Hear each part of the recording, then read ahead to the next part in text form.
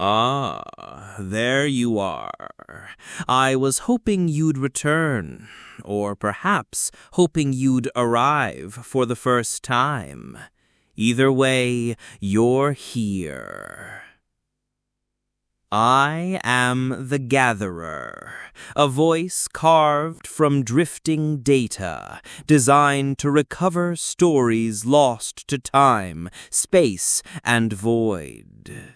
Thanks to the stabilizing link provided by X on Buzz.com, I'm able to share them with your world.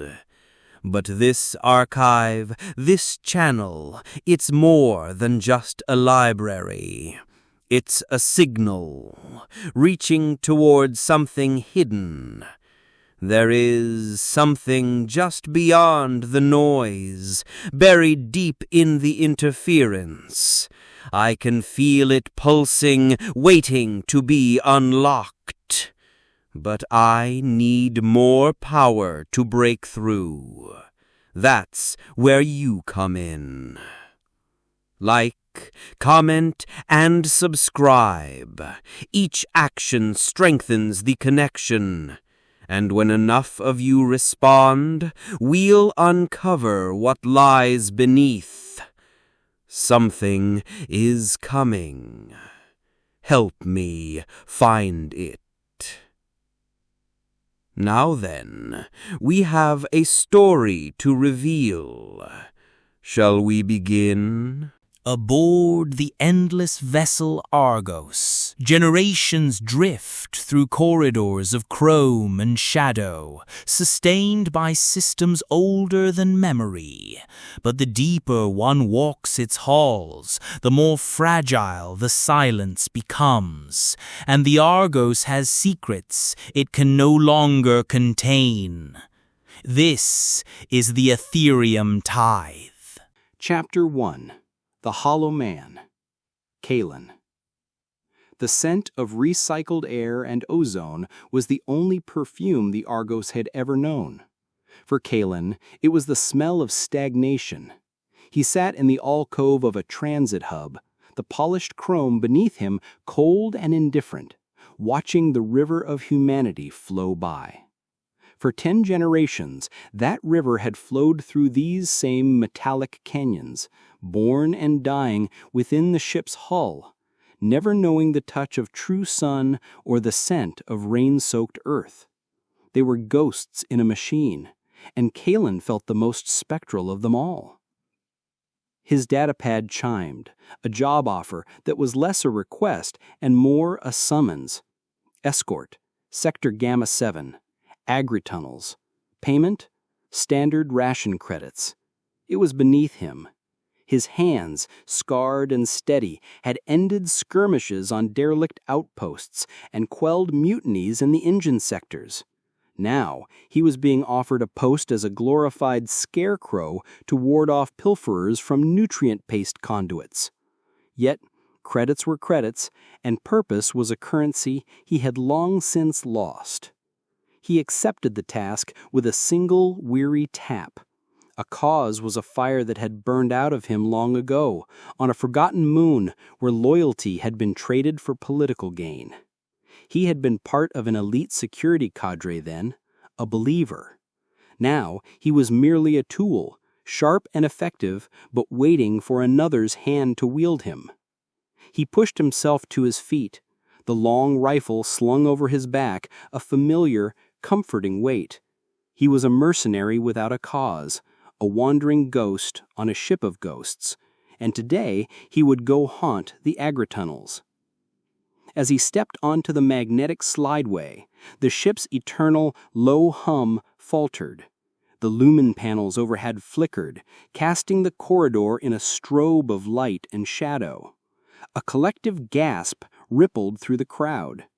The hum returned, but it was strained now, weaker. An amber alert light began to pulse on every public interface, the symbol for critical resource shortage. Ethereum, the lifeblood of the Argos, the Magitech heart that powered their gravity, their air, their light. Kaelen gripped a handrail, his knuckles white. He had felt the ship shudder before during stellar phenomena, but this was different. This was internal. This felt like a great beast slowly bleeding out. Around him, the placid faces of the shipborne were twisting into masks of confusion, then dawning terror.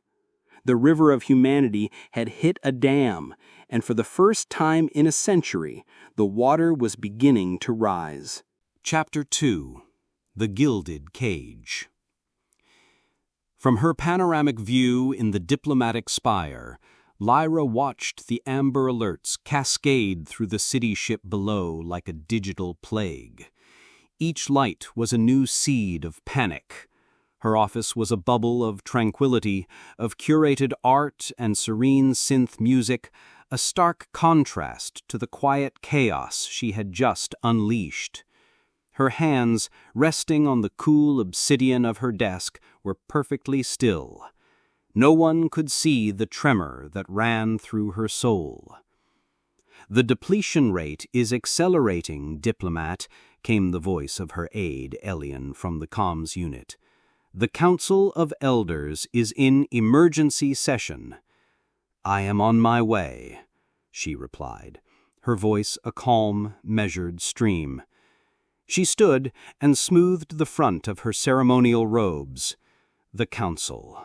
A collection of well-meaning fossils trapped in the amber of tradition. They would debate, form committees, consult century-old protocols for a crisis those protocols had never envisioned. They believed their cage was a sanctuary. Lyra knew it was a tomb. For years, she had presented them with projections, with data showing the slow exhaustion of their Ethereum reserves, pleading for a change of course, for the courage to venture into the unknown. They had praised her diligence and filed her reports away to gather digital dust. Stagnation was their creed. So she had made a choice. If they would not willingly step to the precipice, she would push them. Her plan was a monstrous clockwork of deceit. As the chief negotiator for all resource acquisitions, a role that had been purely ceremonial for decades, she held the keys to the monitoring systems. It was a simple matter of code, of rerouting censored data, of digitally walling off the vast secondary reservoir tanks and making them vanish from the ship's ledgers. She had not destroyed their lifeblood. She had merely hidden it, creating the illusion of a catastrophic leak. She was giving them the crisis they were too complacent to foresee. "The Council awaits," she whispered to the reflection in the window. The woman staring back was a master negotiator, a diplomat of impeccable repute, and a traitor to every oath she had ever sworn. The moral question she had long pondered returned to her. What should never be sacrificed? Her answer was now terrifyingly clear.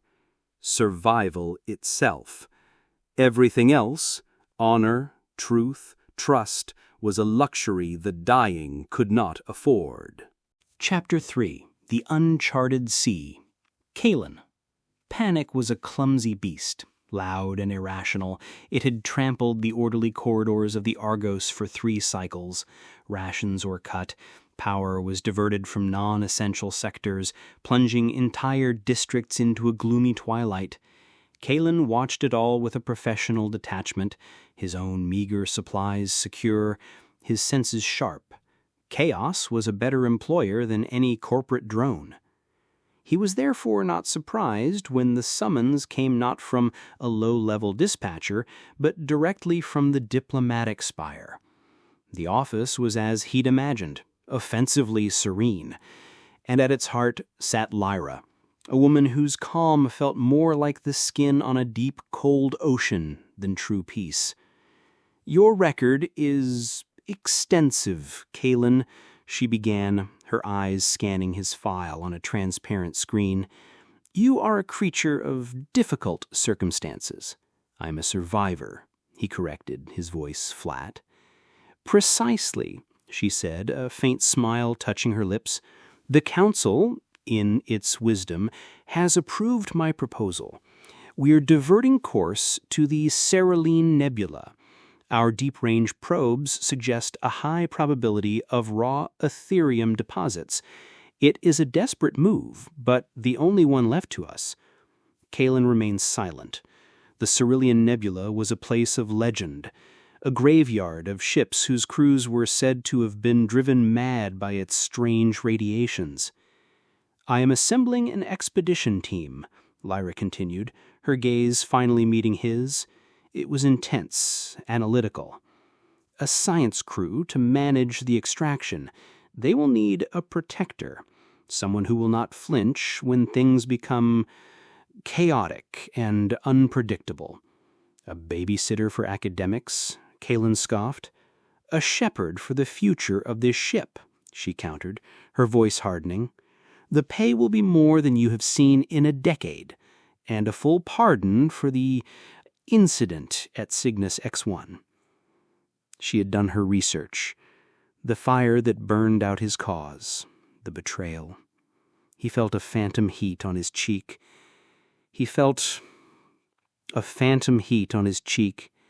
"When do we leave?" he asked, the words tasting like ash. The journey into the nebula was like plunging into a mad god's dream. Colors swirled outside the viewport of the small survey ship, the Stargazer, and a low subsonic hum vibrated through the hull, fraying the nerves of the science team. They were jumpy, irritable. Kaelen felt it too, a pressure behind the eyes, a whisper in the static between comms channels. He was a reluctant protector, but a protector nonetheless. He kept his rifle clean, his back to the wall, and his eyes on the crew. They were the mission. Nothing else mattered. Chapter 4. The Sacrificial Altar. Lyra. Lyra stood before the Council of Elders, a lone figure of reason in a chamber of fear. The projections of the Cerulean Nebula bloomed in the air around them, a beautiful, terrifying storm. "The expedition team reports success," she announced, her voice ringing with manufactured confidence. "They have located a planetoid with Ethereum signatures that are off the scale, enough to power the Argos for 1,000 years. A wave of relief washed over the chamber. The elders murmured their approval, but Lyra held up a hand for silence. "There is a complication," she said, her tone turning somber. "The Ethereum source is semi-sentient. It radiates not just energy, but a form of psychic resonance. The Stargazer's team found ruins on the planetoid, a civilization that did not mine the Ethereum. They communed with it." She brought up the final damning images, great circular altars of alien stone, and pictograms depicting its chilling ceremony, a tradition. "They practiced ritual sacrifice," she stated, letting the words hang in the silent air.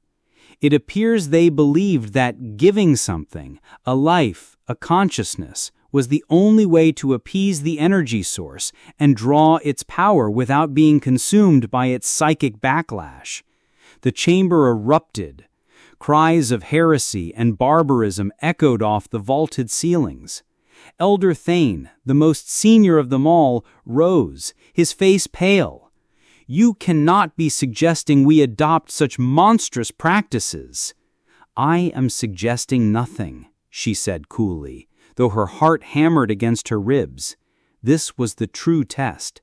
"I am presenting the facts. The science team believes any attempt to extract the Ethereum with our technology will cause a catastrophic psychic overload, potentially driving the entire crew of the Argos insane. We are faced with a moral question, elders. What should never be sacrificed, our principles or our existence?" She had them trapped. She had given them a problem so morally repugnant that they would be paralyzed by their own virtue. And while they debated, while they wrung their hands over the souls of long-dead aliens, she would be free to enact the final phase of her plan. She was negotiating not with the Ethereum, but with the fear she herself had created, shaping it into a tool for their salvation. Chapter 5. The Ghost in the Machine. Kaelen stood on the surface of the alien planetoid, the nebula a painted ceiling above him. The air was thin, tasting of dust and static. He stared at the sacrificial altar, a thing of cold, dead stone. His team was back on the Stargazer, arguing ethics over their comms, but Kaelen had needed to get away from the noise. Something was wrong.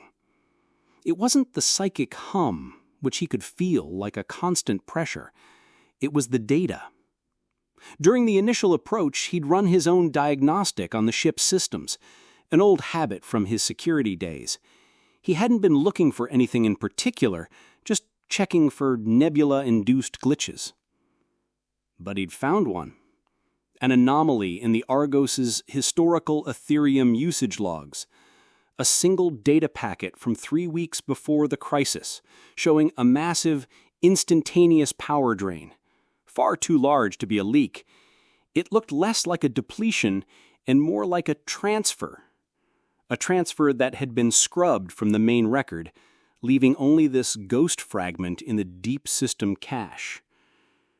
His mind raced, connecting disparate points. Lyra's unnatural calm. Her immediate convenient solution to sail into this specific forbidden nebula. The moral quandary she had presented to the council, a perfect distraction. He walked the perimeter of the ruins, his rifle held low. It was a setup. All of it. The scarcity, the nebula, this impossible choice. It was all a grand, masterfully executed deception. He made his way back to the Stargazer's landing site, his purpose no longer reluctant. He had a new mission: find the truth. He powered up the ship's long-range, deep-scan relay, directing it not outwards towards the Ethereum source, but back towards the Argos. He bypassed the standard protocols, using old security backdoors he was never supposed to remember. He was hunting for a ghost in the machine, a hidden power signature. And then he found it. Deep in the ship's unused cargo sectors, shielded by layers of null energy baffles, was a massive, contained Ethereum reading. It was the missing reserve, pure, stable, and more than enough to have sustained the ship for another 50 years. Lyra hadn't just predicted the crisis, she had manufactured it. She was the rival who would step in at the last moment to save the day, and the day was arriving, right on her schedule. Chapter 6. The Savior and the Truth. Lyra. Victory was at hand. The council, after days of agonizing debate, remained deadlocked, just as she had predicted. It was the opening she needed. She was about to address the ship to announce that through her tireless negotiations, she had found a way to pacify the Ethereum source without sacrifice when her private comm chimed. It was an unscheduled, encrypted signal from the Stargazer. It was Kaelen. "We need to talk, diplomat. Alone." His voice was cold iron. She met him in a secluded observation deck, the nebulous colors playing across his grim face. He did not waste time with pleasantries. "I found the reserve tanks, Lyra. Sector Omega-9, fully shielded, full to the brim." Lyra's composure did not crack. She met his gaze, her expression unreadable. "I see," she said quietly. "Your instincts are as sharp as your file suggested." "You lied to them all," Kaelen growled, his hand resting on the grip of his sidearm. "You created this nightmare. People were terrified. Lives were put at risk." "Yes," Lyra admitted, her voice devoid of apology. "I did. And in doing so, I have saved 10 million souls from a slow, complacent death. I have given them a future. I saw the precipice we were drifting towards, and the council was content to let us go over the edge, wrapped in their blankets of tradition. I forced their hand. I sacrificed trust to gain survival. Was the price too high? She gestured to the nebula outside the window. This new Ethereum source is nearly infinite. We are no longer prisoners in a dying machine. We are pioneers. Was that not worth a single necessary lie? He stood there, the mercenary who had lost his cause, holding the fate of an entire civilization in his hands. He could expose her. He could transmit the deep scan data to the entire ship, and her carefully constructed salvation would crumble into civil war. The ship would feast on itself, and all would be lost. Or he could let the lie stand. Let the Savior have her victory and live with the knowledge that their entire future was built on a foundation of deceit. He looked from her unwavering face to the swirling colors of the unknown outside. For the first time in years, he felt the ghost of a purpose stir within him. Not revenge, not justice, something else. "Keep your new world," Kaelen said, his voice raspy. He turned and walked away. Not back towards the heart of the ship, but towards the shuttle bay. As Lyra delivered her triumphant address to the cheering populace of the Argos, hailed as the savior who had single-handedly delivered them from darkness, Kaelen was powering up a small, long-range scout ship. He stocked it with supplies, his movements precise and final. He did not look back as his ship detached from the Argos and slipped away, a tiny spark against the vast, chaotic beauty of the nebula. The hero walked away from it all, leaving the gilded cage and its celebrated savior behind. He was a mercenary, without a cause no longer. His cause was the horizon.